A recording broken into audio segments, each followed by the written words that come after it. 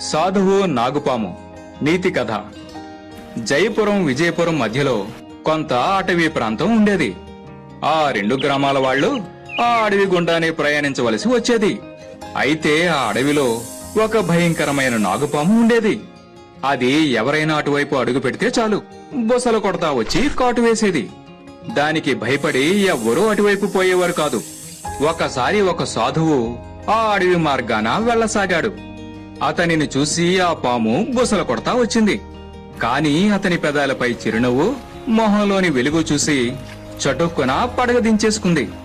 సాధువు ఆ పాము వంక చూసి, ఎందుకు అలా అనవసరంగా అందరినీ కాటువేసి చంపుతా ఉన్నావు? వాళ్ళు నీకు ఏమి అపకారం చేశారు? ఇది చాలా పాపం అని చెప్పాడు. దాంతో పాము ఆ రోజు నుంచి కాటు వేయడం మానివేసింది. సాధువులా మారిపోయింది. ఈ విషయం తెలిసి జనాలు ఆ అటవీ ప్రాంతాన వెళ్లడం మొదలుపెట్టారు. ఒక ఏడాది తరువాత సాధువు మరలా అటుగా వచ్చాడు.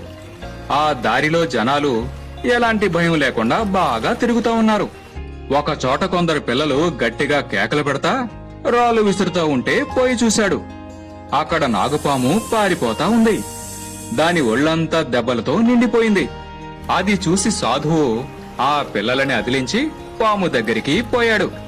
సాధువును చూసి ఆ పాము, అయ్యా, మీరు చెప్పినట్టే ఆ రోజు నుంచి ఎవరి జోలికి వెళ్లడం లేదు. అయినా ఈ మనుషులు నన్ను ఊరికే వదలడం లేదు. కనబడితే చాలు రాళ్లతో కట్టెలతో కొడతా ఉన్నారు అన్నది బాధపడుతూ.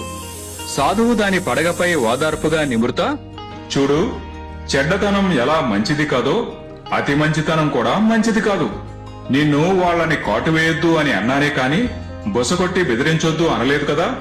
మనం ఎదుటి వాళ్లను బాధ పెట్టకూడదు. అలాగే ఎదుటి వాళ్ళు మనల్ని బాధ పెట్టే అవకాశం కూడా ఇవ్వకూడదు అని చెప్పాడు. దాంతో పాము తెలివి తెచ్చుకుంది. ఆ తర్వాత ఎవరినీ కాటు వేసేది కాదు గాని తనను కాపాడుకోవడానికి పడగ ఎత్తి బుసలు కొట్టడం మొదలుపెట్టింది. దాంతో పిల్లలు భయపడి దాని జోలికి రావడం మానేశారు.